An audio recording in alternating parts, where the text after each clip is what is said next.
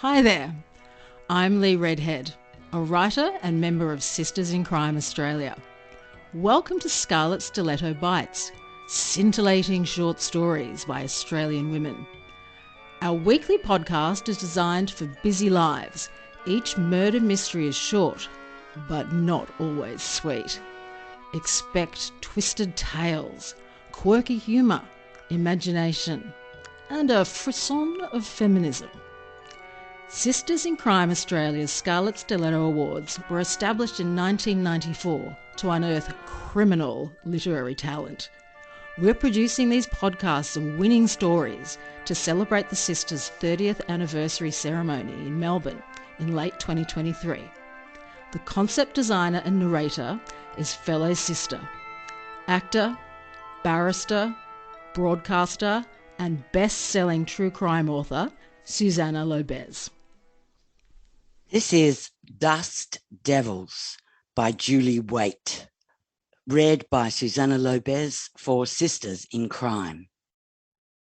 Extraordinary things happen all the time. Cyndi knows this to be true because she watches Maury Povich, Oprah, and Jerry Springer. Her house is a mundane suburban weatherboard, dirtier than most. Cyndi is not fond of cleaning. Tonight, the 6 o'clock news appears decidedly hazy through concentrated layers of dust on the television screen. As Cyndi sits on the couch, Danny struts between her and the television, holding the Electrolux vacuum cleaner. "What do you do all day?" he says, brandishing the nozzle in the air. Cyndi notices a carpet thread hanging from the end, a long, dirty piece that wriggles about like an erratic worm. "Why don't you clean?" Cyndi frowns. She thinks to tell him that Oprah had a host of burn victims as guests this afternoon and that Jerry Springer's show had centred on paternity tests, but it doesn't seem appropriate. "I went to the supermarket," she says. "Look at the dust devils," Danny says, wide-eyed and vacuum cleaner encumbered. Dust devils? Cyndi can't imagine what he means. "Don't you mean dust bunnies?" "Nothing so harmless," he says. "Not when you're a chronic asthmatic." Danny wheezes the last two words to add credence to his asthma chronic ability. And he's wearing his satisfied expression, the one where the side of his mouth curls at the corner.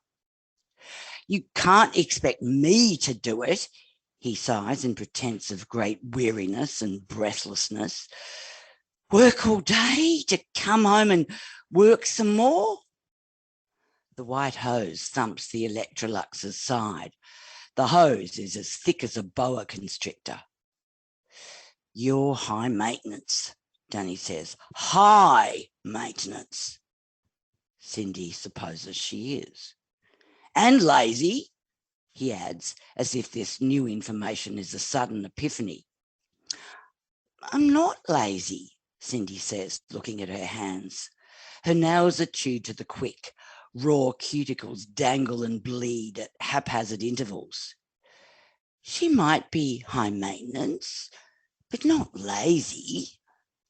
Cyndi gets up to change channels on the television. Danny doesn't. Lazy people use remote controls. The house surrounds them in dusty repose, cushions squashed into uncushion-like shapes on the couch, crookedly hung curtains in the blotchy windows, and spiderwebs drooping heavily from the ceiling. Cyndi had meant to disengage the webs last Tuesday. Tuesday came and went, but the spiderwebs didn't. But dust devils? Who's heard of such a thing? Danny's making it up. Cyndi stops staring at the ceiling because Danny is staring at her. "What is wrong with you?" he says. The satisfied expression has slipped from his face. Nothing, she says, chewing at her index finger and tasting blood. Lots of people don't like cleaning, you know. She points the bleeding finger in his general direction. Danny scowls. This expression makes the left corner of his mouth dip further than the right. It isn't an attractive look, and she's meant to tell him this, but like removing the spider web, she hasn't got around to it. Like it or not, people still clean. My mother used to whistle while she worked, Cyndi thinks. Her mother had whistled, except for a brief period after her father had knocked out 3 of her teeth. Her mother had said that they were only false teeth and that it didn't matter. Cleaning had been her mother's passion. Less likely to be beaten if you were scrubbing the floor or had your head in the oven. At least Danny doesn't hit her. It's a small concession, but a worthwhile one. Cyndi's mother is in a nursing home now. The last time Cyndi visited was after the home's coordinator complained that Cyndi's mother had wrestled a cleaner to the floor for ownership of a Chuck super wipe and a bottle of cloudy ammonia. Danny begins to stride about the living room, dragging the Electrolux behind him. One of the wheels squeaks. It's her mother's vacuum cleaner, a family heirloom. You know my condition, Danny says. You know how I suffer. How can he think she doesn't know when he reminds her daily? She considers telling him about yesterday's episode of Maury Povich titled, My Husband Had Sex with My Brother, but decides against it. You need help, Danny states. Would be nice to have someone come in and clean, Sydney thinks. They could certainly afford it. But she realises that isn't what Danny is talking about. Pardon? Cyndi says. I said this therapist comes highly recommended. He drops the Electrolux nozzle to the floor and reaches into his pocket. For a moment, the hose slithers on the carpet, then lies still. Danny hates to repeat himself. Cyndi waits for him to say just that. Why don't you listen to me? You know how I hate to repeat myself. Frisbee-like, he throws a business card at Cyndi. Its corner jabs the base of her throat. She swats at the spot, and when she looks, her fingertip bears a smudge of blood. He has made her bleed for the first time. That night, Cyndi dreams she's on Jerry Springer. She sits on stage in a red leather chair. Without surprise, Cyndi sees that the audience is articles of furniture and fixtures from her house. Lying across an entire road is the couch, and next to it, the coffee table. In the row above are the lamp, a set of crockery with white flowers on the plates, the clock from the kitchen, and her and Danny's wedding photo. The television is perched in the front row, and somewhere there will be the remote control. Their bookcase leans into the aisle. Dusty encyclopedias fall out. Jerry steps over these on his way to the stage. It isn't until Jerry reaches the stage that Cyndi glances to her right. Her mother sits in another red chair, wearing her favourite pink blouse, black slacks, and of course, her floral apron and rubber gloves. Her mother smiles and claps, and the rubber gloves make the sound hollow and squishy. On Cyndi's left are 3 empty chairs. She wonders which guests will be joining them. Then she looks again and sees that the chairs are occupied by dust devils. Threads of fear twist in Cyndi's stomach. Danny didn't make it up after all. Here they are, not dust bunnies, no, nothing so harmless. They're darker and dirtier than dust bunnies and not fluffy at all, but share their appearance with that of overused steel wool.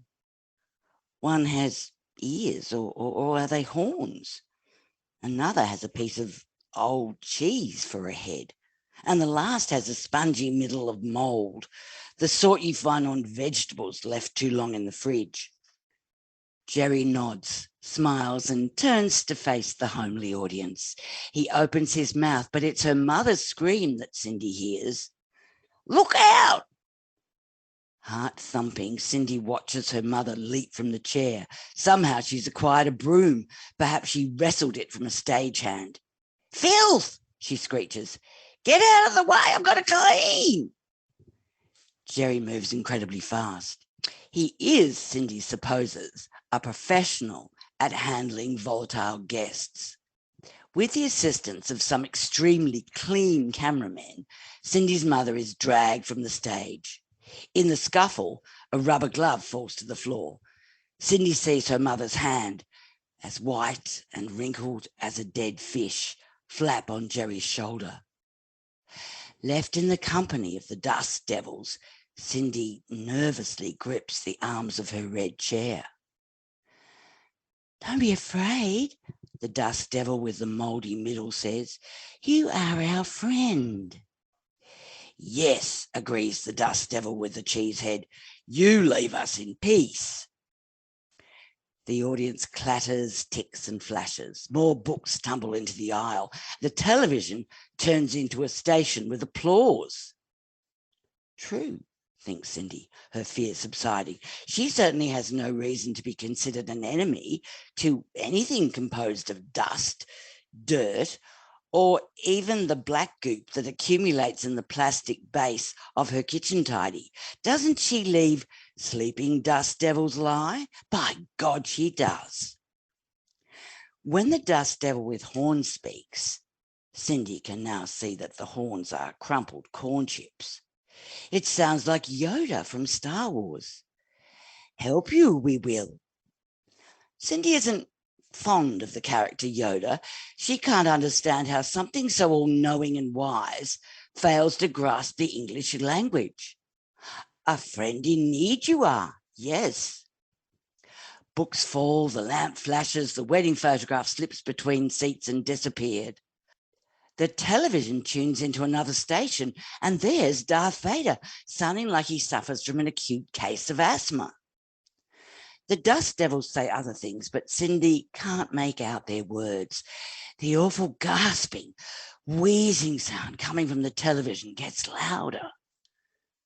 Cyndi realises that it's Danny panting in the bed beside her and thinks how strange to comprehend something like that from inside a dream. Danny leaves for work the following morning and doesn't kiss her goodbye. He hardly kisses her at all anymore, but they still have sex regularly. This puzzles Cyndi, and she considers writing to Jerry Springer to request a show based on dwindling kisses and invariable sex. The card Danny assaulted her with yesterday sits by the phone.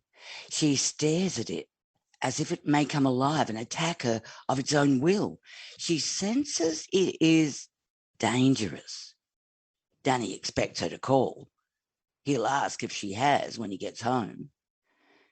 Does she want to sit with a stranger and discuss her personal life? No. Will the stranger gaze at her chewed nails and write something on a notepad? Probably. Will it be decided that she needs some sort of experimental drug or treatment? Anything's possible. Extraordinary things happen all the time. Cyndi hurries to the bathroom to inspect herself in the mirror. The face that gazes back is plump and unattractive. Her hair needs cutting. Fear lies beneath her eyes in the form of dark smears. She can't possibly go out looking like this. Her gnawed fingertips painfully grip the basin. Something brushes against her hand. Cyndi yanks her hand away and glares at the grubby basin. The three dust devils from her dream are assembled by the drain like fat spiders trapped by the slippery surface. You don't need therapy, Mouldy Middle says. You have to take control, Cheesehead adds. The horned dust devil wears pieces of Cyndi's hair from the drain. Fine you are. Cyndi isn't convinced.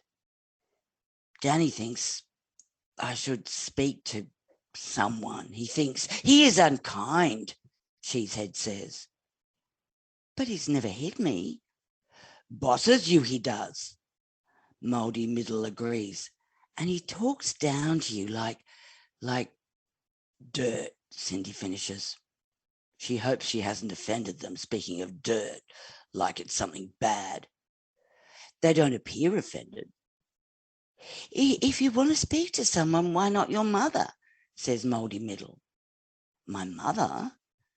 The thought wraps around her brain like hair in a drain. Treeside Hostel is a pleasant enough place, yet Cyndi doesn't like coming here. She suffers an uneasy feeling in her stomach. She knows what the feeling is, but avoids using its given name. Her mother spent her life poised between Cyndi and her father's fists. Being put in a home is hardly a reward for heroism. Cyndi wishes she could look after her mother, but Danny won't allow it. She knows this to be true, even though she's never suggested it. The very thought of bringing up the subject makes Cyndi's insides queasy. Danny doesn't hit her, no, but he does something. He keeps me under control, she thinks. In her mother's room, Cyndi finds a bottom sticking out from under the bed. This position is familiar to Cyndi. Apart from allowing close-up cleaning, it protects her mother's face from fists and flying objects. Mum? The bottom wiggles out and reveals a beaming face. Cyndi! Her mother totters upright and gives Cyndi a massive hug. The scent of Windex, washing powder and furniture polish wafts in Cyndi's nostrils. How are you, Mum? Good, good, good. Her mother always was and is good. She's lived her life believing it, and Cyndi supposes it's too late for her to see the truth. They talk of old times, but the old times are censored recollections. Never a hint of violence or unhappiness. Cyndi's father remains the hard-working man, the good provider, and the sadly missed husband. Cyndi doesn't miss him at all. Sometimes her mother gets confused and thinks he's still alive. Her face clouds over and she looks frightened, like now. I'd better go back to cleaning under the bed, she says. Your father won't be pleased if the place is untidy when he gets home. Cyndi nods, trying to explain that he is dead, that he isn't ever coming home, only upsets her mother. Cyndi remembers how it was back then, how it really was. Each afternoon at 5:30, the tension in their home would mount to an unbearable hum, the sort a vacuum cleaner might make when the bag is overly full. Her mother would dart about the house searching for something else to clean. Dinner was always ready and waiting, but it wasn't enough. Her father would find fault with something. Cyndi had often caught him hunting for something, anything in the house that wasn't exactly right. Once he had fished a broken glass out of the bin to grumble about. Her mother says something that jolts Cyndi from her memories. What did you say, Mum? That man is a nasty piece of work, her mother repeats, sticking her head back underneath the bed. Cyndi can't believe it. She tugs at the hem of her mother's dress. Dad is a nasty piece of work? The head reappears, frowning. Heavens, no, your father's passed away, you know. I was speaking of that Daniel you married. Nasty, nasty, nasty. Don't know why you can't see it for yourself. It's as obvious as dirt. Cyndi stands in the lower level of Kmart, but it feels more like the lower regions of Dante's hell. And it has the features you asked about, suction and blow. Cyndi smiles at the Godfrey salesman. It's her best housewife smile, pilfered from her mother. Are you sure it's powerful? Cyndi asks. The salesman gives his best smile. She isn't sure where he got his from, a horror movie perhaps. He leans towards her like a conspirator, which he unknowingly is. Why, madam, he says. Cyndi hates being called madam, marginally less than being called high maintenance. You could perform an abortion with this sucker. She laughs. Cyndi laughs too. Her mouth feels stuffed full of cotton, or maybe it's dust devils. They seem to be everywhere. That evening, Danny comes home to a house depleted of dirt, grime, and spider webs. His expression is one of stark amazement. Dreamily, he wanders into the bedroom where the dustless bedside table gleams in clear lamplight, linen washed, clothes folded away. Wow, he says. The kitchen sparkles like something out of a television commercial. Cyndi used a toothbrush to remove the built-up grunge around the hot plates. She even cleaned in the crack between the oven and the bench, but Danny doesn't notice. In the bathroom, the shower curtain has been washed in white king. The basin is scrubbed and the floor mopped. Her raw fingers have swollen to fat purple leeches. Danny doesn't notice her hands either. His satisfied and scowling expressions meet and merge into something new and, Cyndi thinks, ugly. I can't remember a time when the house looked like this, Danny says. He glances at her suspiciously, as if she may have emerged from a ruptured seed pod, as the alien duplicates did in the Body Snatchers. Cindy's back aches. Her arms feel weighted down with bags of wet cement. Her ankles are bulbous slugs spilling out the top of her shoes. I bought a new vacuum cleaner, she says, showing her teeth in what she hopes is a wide smile. Would you like to see it? Speechless, Danny wanders into the living room, collapses onto the clean covered couch. Cyndi leaves him in polished splendour and gets the new Volta vacuum cleaner. She hauls it into the room and plugs it into a socket between him and the television set. Here it is, she announces. He gazes at it, then at her. Well, he says. Well. Cyndi smiles smugly. Danny is at a loss for words, which is so unlike him. He has nothing to complain about, nothing to put her down over. The poor thing, look at him sitting there with his mouth hanging open. He clears his throat and wheezes. Now you need to do something about yourself. His satisfied expression resurfaces. Look at you, he says. You're fat and your hair is a sight. Cyndi's smile dies. He'll always be the same, just like her father. From inside the Volta, she hears muffled voices. He is unkind. Bosses you, he does. Speaks down to you like dirt. Cyndi bends over and removes the Volta's hose. She reconnects it to the blow outlet and flicks the switch. The accumulated dirt of the day's cleaning erupts forth in a fluffy grey cloud as she releases dust devils and bunnies alike. Coughing, Danny grabs for his throat. She directs the humming hose directly at him. You're nasty, nasty, nasty, she says. Now shut up. The grey cloud envelops his face. Danny slithers off the couch and lands on his knees. She switches off the machine and drops the nozzle. That shut him up wonderfully. Danny gasps for breath. When the grey cloud settles, he's still kneeling, arms outstretched in a plea for compassion. Cyndi decides he looks like Al Johnson in the midst of a rendition of Mammy. Cyndi walks to the kitchen and locates his Ventolin. When she returns, she tosses the inhaler at him. It bounces off his forehead leaving a white dot before it slips between the couch cushions and disappears. Now, she says, I've missed all my shows today because I was cleaning, but I've taped them. On the dusty couch, Cyndi sits and presses the remote control.